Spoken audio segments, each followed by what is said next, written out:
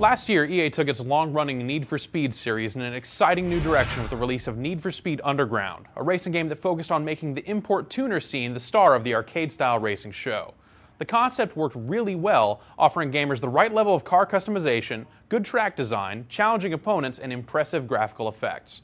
Now, 1 year later, the sequel is on the streets, adding new race types and a big open city to cruise around. The actual racing in Need for Speed Underground 2 is still fun. Unfortunately, most of the stuff you do in between races keeps you away from the game's best moments. The biggest change made to this year's game is that the action now takes place in one large city. You have free reign to drive around wherever you want, but the flip side is that you'll also have to drive to specific locations if you wish to compete in a race or customize your ride. To aid in your search, the game offers you an on-screen map, but shops don't show up until you've found them, and some races don't actually appear on the map either.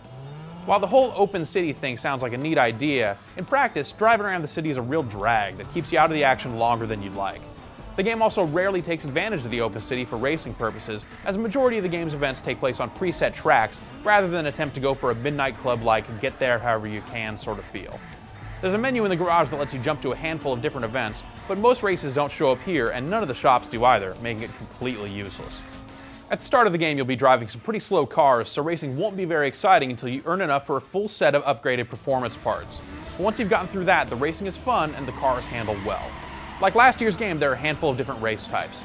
Circuit races are long, lap-based races, sprints take you from point A to point B on a set course, drag racing lets you live your life a quarter mile at a time, and drift races rank you based on how squirrely you can get on the track.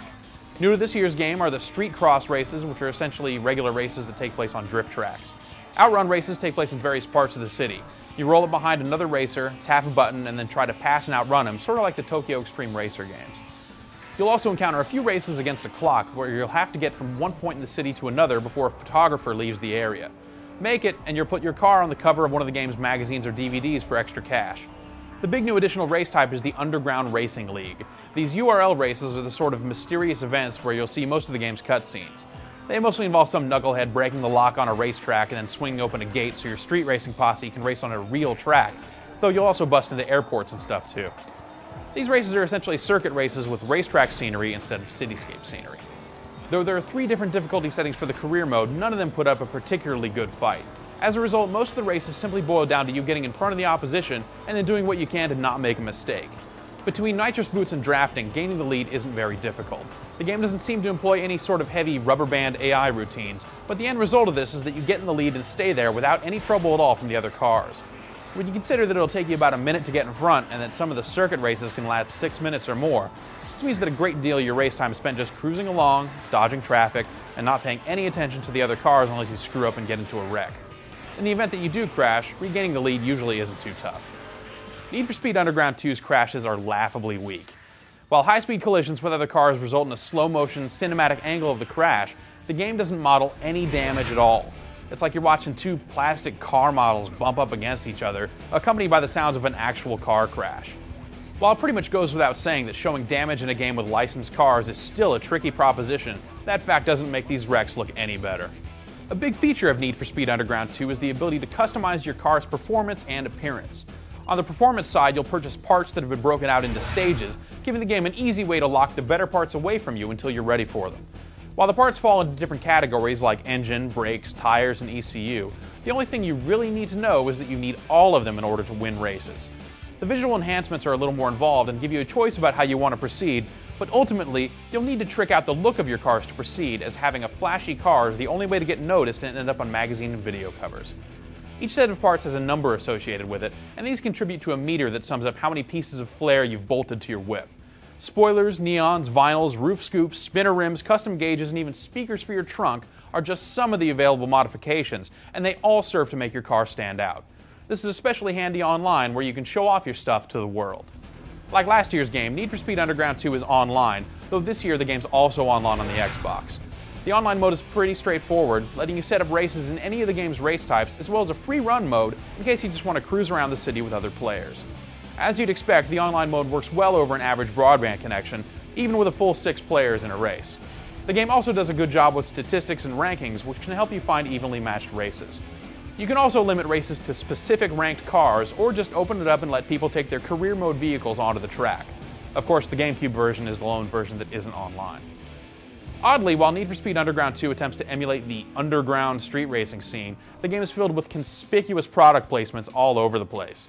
Things like billboards on the side of the roads aren't too bad, and the occasional real-life fast food joint does its part to make the city feel a little more realistic.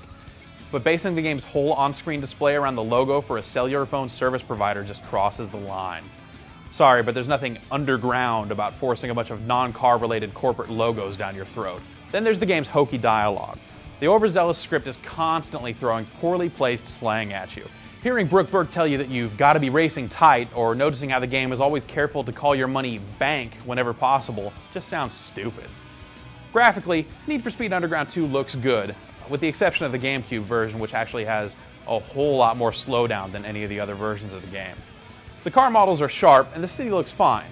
For the most part, the other versions of the game keep running at a smooth frame rate, even in the later stages when you're moving much, much faster. But at the same time, the game isn't quite the effects show that the last game was. You still get nice little effects like the shaky camera used to show drag races, but the blur effects are much less pronounced now, which is too bad because that effect was really well done last year. Now you get blurring at very high speeds or when you kick in the nitrous oxide, but more would have been better. For the most part, the different versions of the game look very similar, with the Xbox and PC versions allowing for slightly higher visual fidelity than the PlayStation 2 version, which is beyond the lower quality GameCube version. Ultimately, the major differences come down to the GameCube version not having online support and the PC version not playing very well with the keyboard controls. Get at least an analog gamepad if you're planning on playing this game on the PC. The game's sound rises above its lame dialogue and poorly delivered speech. The game's engine sounds aren't quite as deep or as throaty as you might like, but the game is great at changing the sound of your car as you purchase upgrades.